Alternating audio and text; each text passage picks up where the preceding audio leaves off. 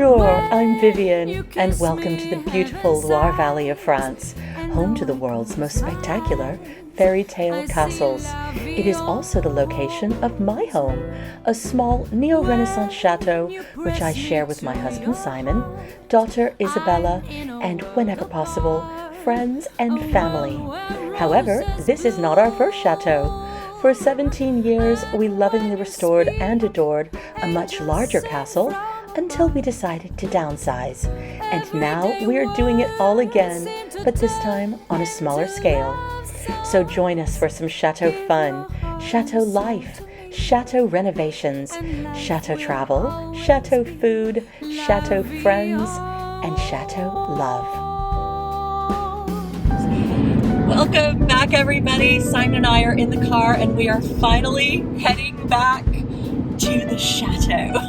When we get home, I have a big project. I'm not allowed to lift anything just yet, but that's not going to stop me from painting, going up a ladder, recovering. You can't do that. I've got a whole salon to recover. I've got beautiful fabric. I started on it. Okay. With some limits, yes.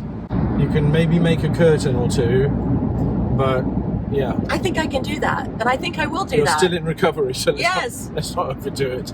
If you've been keeping up with my last few videos, you guys know that I was in the hospital. I actually had a big operation on Valentine's Day, and then I had to recuperate in Paris for a couple of weeks because I had daily nurses visits and everything else.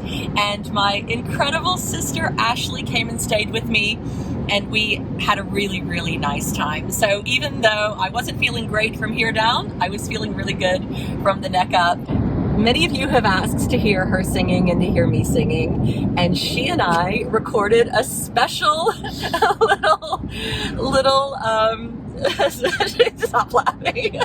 We recorded. We did it at the chateau right before we went to the hospital. We will include that at the end of this video. And I also had Simon, who was so incredible, and he stayed with me for the whole week at the hospital in Angers.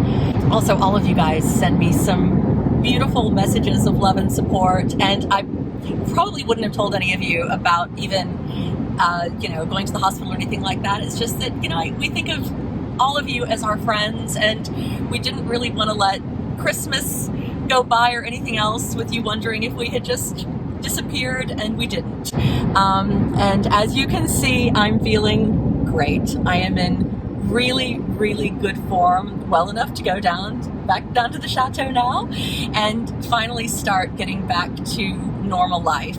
And I also know that a lot of you were really worried about what was wrong with me, and we were a little worried there for a minute too, because I had a kind of funny growth that was causing some problems, and we finally found out that it was nothing nefarious. It was a buildup of scar tissue from a surgery that I had 8 years ago, and so there's nothing for you guys to be worrying about. It's all taken care of now, and we are back to French adventures.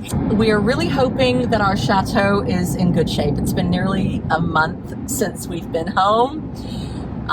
What do you think? You think it's going to still be standing?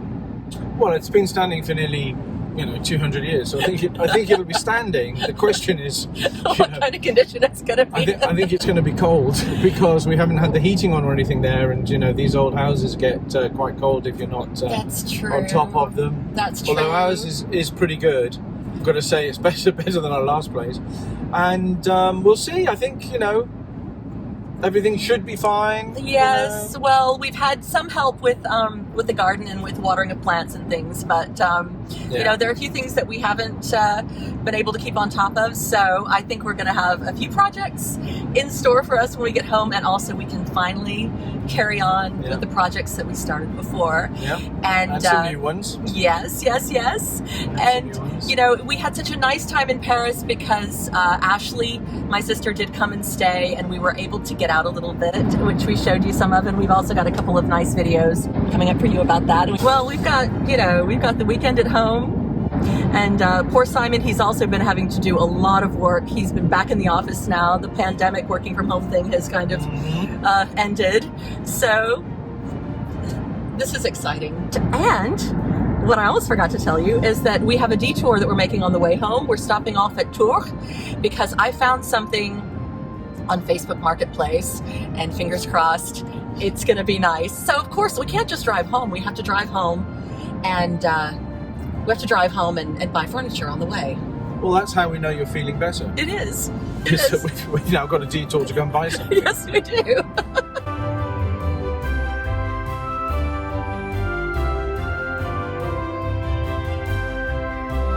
So we're here, sweetheart. Do you think it's going to be any good? Well, I've no idea. I've seen the pictures. It looks all right. Great. Well, we're at somebody's house. Let's go check it out.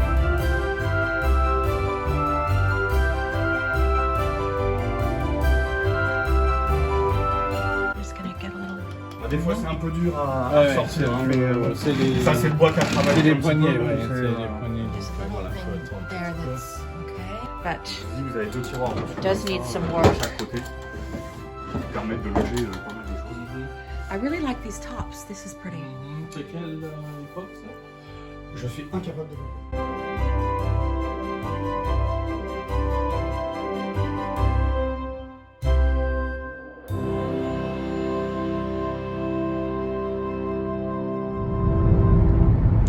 We're almost home with our big secrétaire crammed in the back of the car. Just about got it in. Yeah. Made it back home and the sun came out just for our arrival. And I am delighted to say that the chateau is, in fact, still standing. However, I've already noticed something that's making me really sad, and I'm hoping that some of you out there can help me come up with a good solution. Many of you may remember that when we first started our channel a couple of years ago, right around this time of year, we redid all of these flower beds. And a very kind and well-meaning person came to help us out while we were away and decided to cut back all of our roses, which in principle is such a marvelous thing. But many of you will remember that we trained these bamboo supports here, as well as this wire, all along the facade of the chateau, the rear facade, with the intention of the roses, which are called Pierre de Ronsard roses. They're very beautiful, growing up and around the door and filling in the whole bottom part of this particular wall. Also, I had planted some really beautiful little marguerites, which were named after my grandmother. And they have all been weeded out of the bed. They actually survived the last 2 years. One was left. They always grew back. So now what we're left with are the rosemaries, some of them. It looks like a couple have been dug out, the thyme, and some quite bare beds. I would love to have some color in here. And if any of you have any good ideas, then that would be just great. Now the other thing is that the rose garden behind me has all been pruned again. I am so grateful for that. But my enormous roses that were here on the side of the chateau have also been cut right back. They had grown to be like tree-sized, and it brought me a lot of joy. I know that they will grow back, but it's a little bit depressing. Spring is definitely here. We can hear the birds. The leaves are coming out. And look, spring bulbs popping up at the base of the roses. The facade of the chateau is looking really good. I just love seeing everything in the blue sky.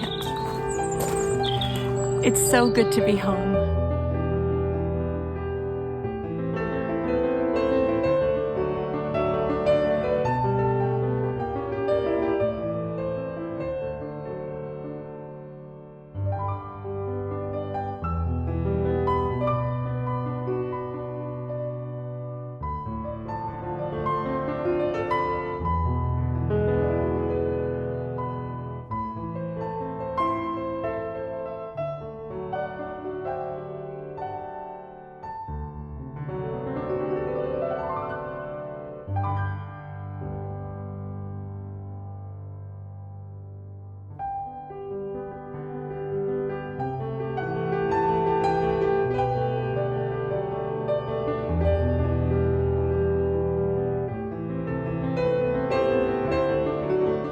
Walking around the house, and so far everything looks pretty good. I was really worried about the plants, but as you can see, thankfully, because I guess it was winter and it was really cold here, The plants are still okay. They need a little bit of attention, but they're not all dead, so that's really good news. The pool, on the other hand, is another story. It didn't get too bad, but we've got a pretty big cleanup job in the pool.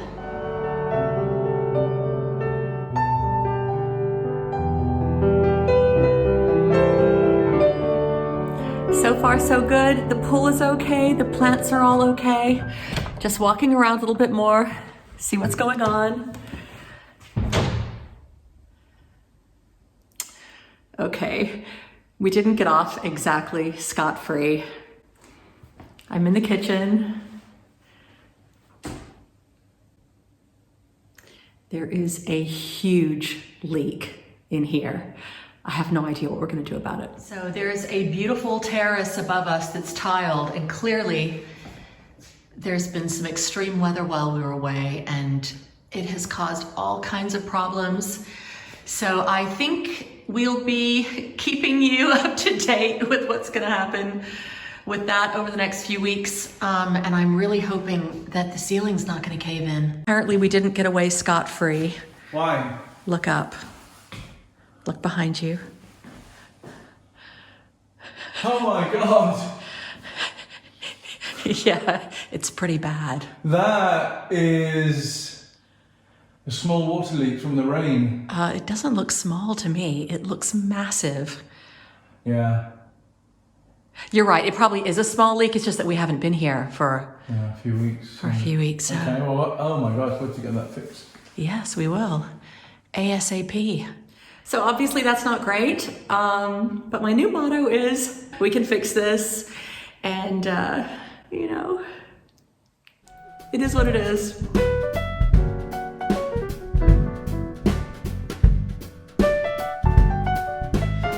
Well guys, it's been ages since we've been home. We are so happy to be home. It's also been ages since we've done Cheese of the Week. Now, I haven't had a chance to go out shopping, but actually I have a couple of things in the fridge, and this Cheese of the Week is gonna be a really weird one. Now, you know that we love boursin. We featured it actually as one of our Cheeses of the Week a few months ago when we went to the beautiful Chateau Love. That's where we saw the wonderful flamenco dancers. It was after I had done a huge day of DIY.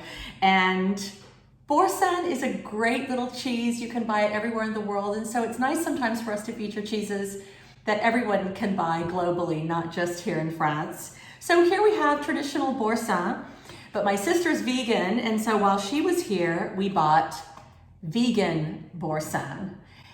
So today, as I had it lying around, we're going to compare vegan boursin with regular boursin. I'm creating celery sticks with our vegan and our regular boursin.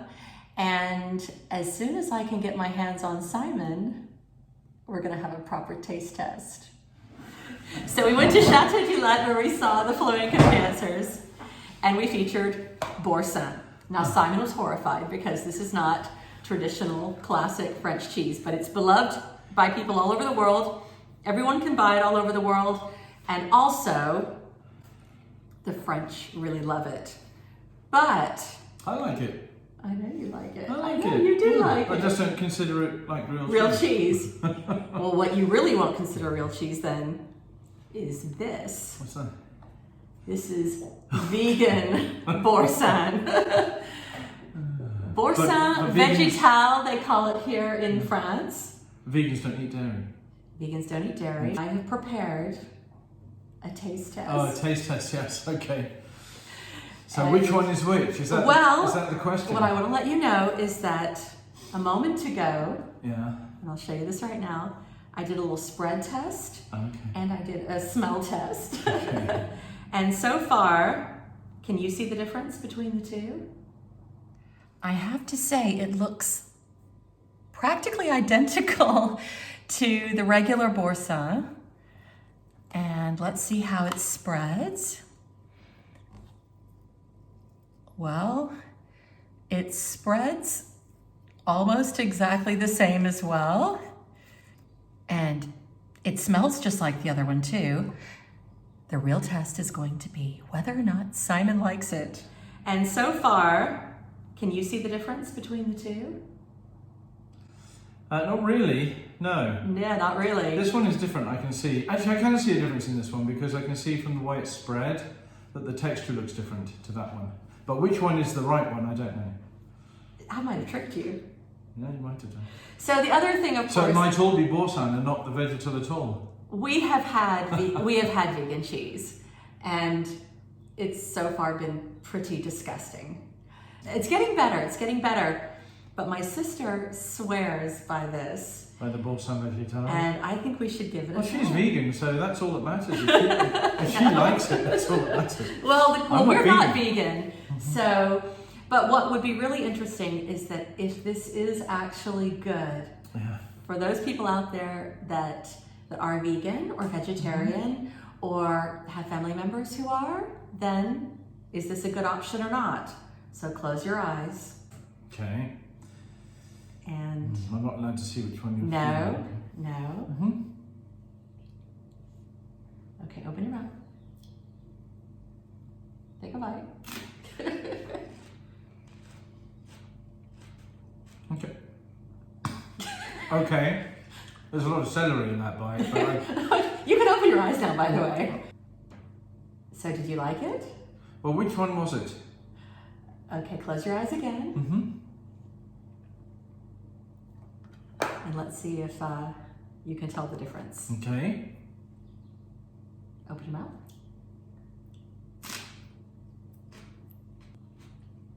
What do you think of this one? What do I think of that one? Mm-hmm. You mean, did I like it, or do I think it's the right one, or? Which is which? Which do you I think think was the the vegan one? The first one I had. Okay, you think that was the vegan one? Yeah. Are you sure? Well, I'm not sure, but I think so. I mean, they're actually pretty close. So that's the first thing I should say, is they are quite close. So it's not easy to tell the difference. So that's got to be a good thing, right? Right, but I think the last one was, for me, was the one that was the right one. But Well, you're spot on. You did spot your cheeses correctly. But the good news is, they're actually not that far off. I wasn't too far away. So actually, this will probably be our one and only vegan cheese that we will ever feature, unless Ashley leaves some more behind on her next trip. And so, cheese of the week, everybody. Cheese of the week. Good test.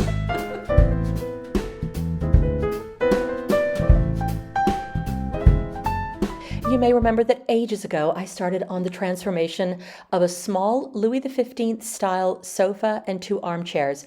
These are not original Louis XV, they're probably mid-century reproductions. This particular set was pretty shabby because it was covered in a machine-made tapestry. Now on the surface in the photos it might look like this is a nice tapestry, but actually it was very faded and looked really cheap. And also the wood for some of the reproduction furniture is not fine wood. And so for those of you thinking, why did you touch the wood? I promise you in person, it was not very beautiful. So after priming the wood with a deep red blood color, we then use gold size, which is an adhesive for use with gold leaf.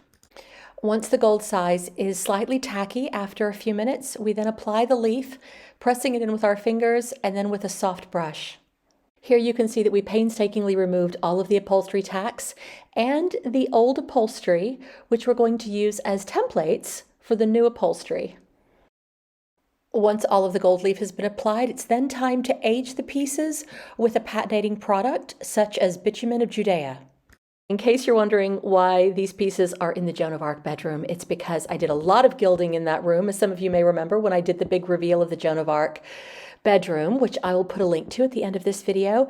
And while I was doing that, I thought, well, I will go ahead and finish this little salon as well.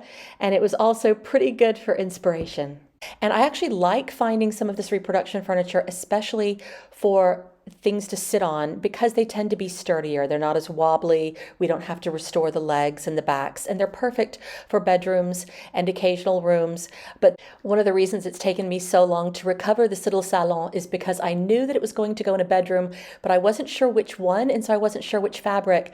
But after my recent trip to Versailles with Ashley, we were so inspired by the lovely light colors and, of course, all of the gold. And one of the most fun things about either owning a chateau or decorating in chateau style is that your imagination and your love of history and classical objects can run wild.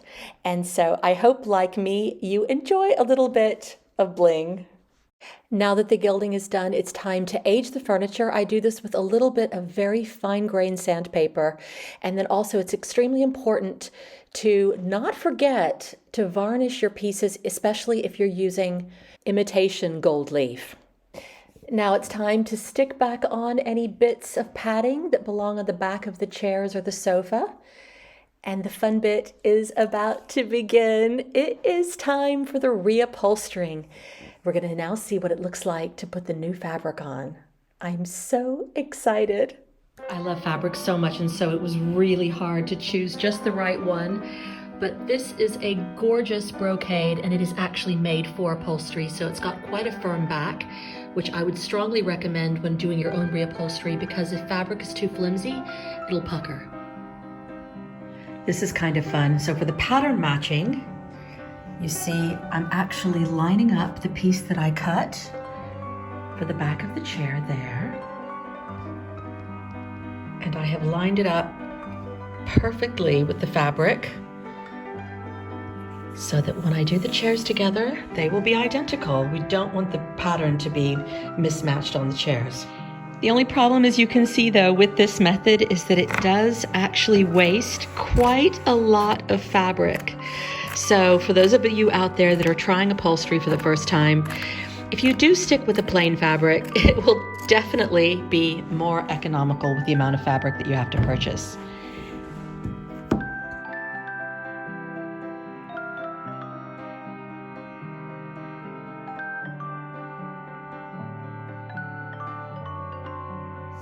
So the first thing, once you've cut out your fabric, is to line it up as neatly as possible on your chair. Because I have a pattern, what I've done is to make sure it's lined up perfectly on both sides. So you see the pattern sits really nicely in the middle. The very first thing I do is tuck the ends under. It's very important so they don't fray. Tuck the ends under like this, and then staple. One or two in the back, in the very center. One or two in the front, in the very center, but don't go all the way around. Don't be tempted to do that or you're going to be left with puckering. Then, as tightly as you can, smooth and pull down the sides. And in the very center, do one staple on each side. You see, I've got another one here. And now what I'm going to do is tuck under and around the corners and the arms, because this is also where it gets very fiddly. So you see, I left myself a few little slits in the fabric. Thankfully, I had the old fabric to use as a guide. I'm going to very carefully tuck under, and then once it's as tight as possible, then I'll also pull as tightly as I can, tuck under the sides, like we did before, lining up with the edge of the chair, and then give it a couple of good, strong staples. Now, one of your best friends when you're doing this project is going to be this little tool here. Now this is for when you put staples in the wrong place. And basically you can go in, pop the staples out, smooth everything back out again, and carry right on working.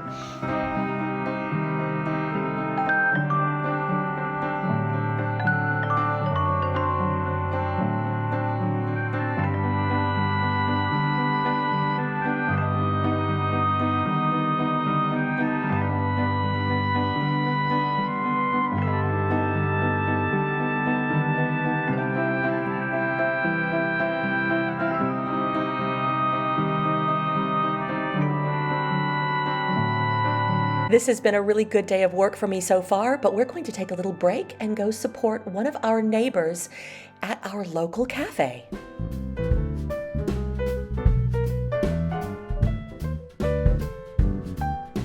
So are you excited about tonight? It's a good night. This ought to be interesting. Nice. Let's go. And look, the leaves are coming off on the beautiful trees. Coming back on, I should say. Coming back on, yeah. Yeah, leaves are coming back. Springtime is coming. It is. Yeah, it's nice. One of our neighbors from the village used to work for Doctors Without Borders and has since written a book and has created charities to build schools for children in Africa. We're here to listen to a little presentation about what she does and how she does it. And also, our local cafe has created a special menu of African food just for the occasion.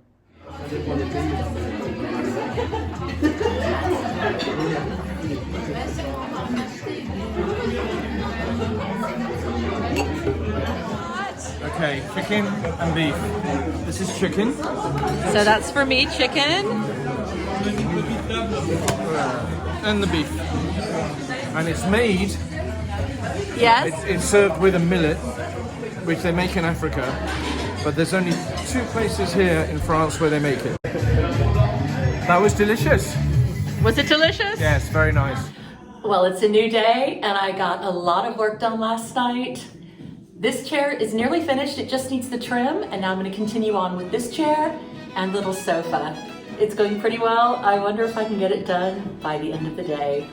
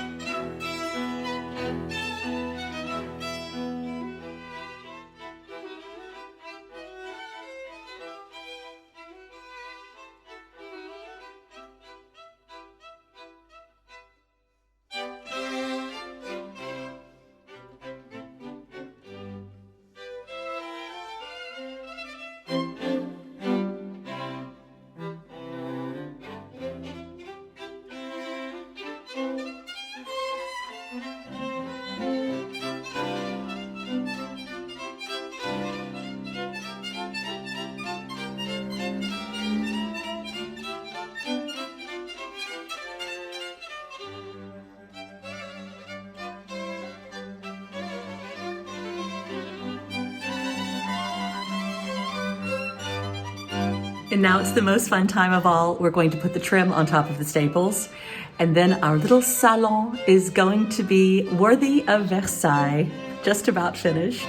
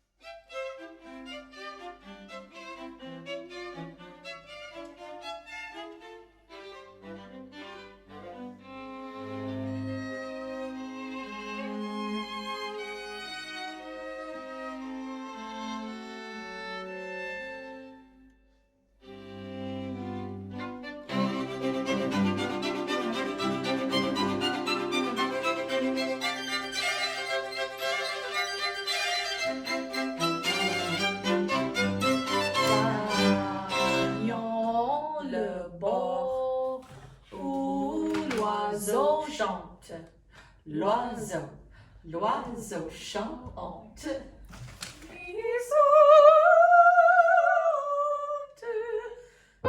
Look, and it still can be soft, but you still have to support it. You have to give it some balls. It's got cojones. Just hold them in your hand. Hold the balls. 1, 2, 3.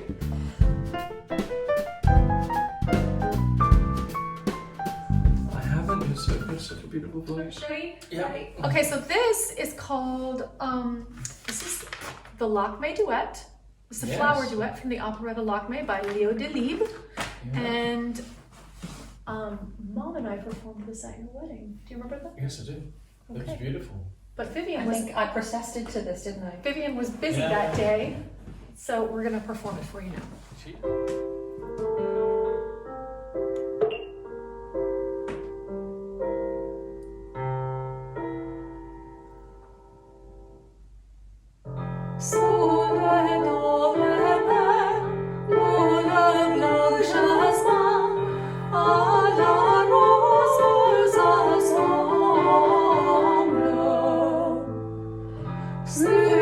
arrive en fleurs, friandes au matin, fientes ensemble.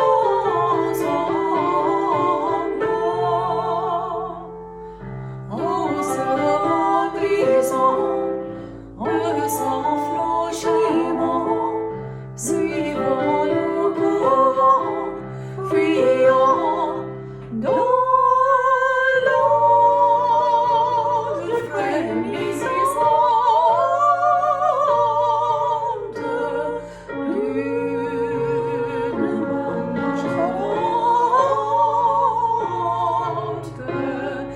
Bien gagne le bout, le sens donne.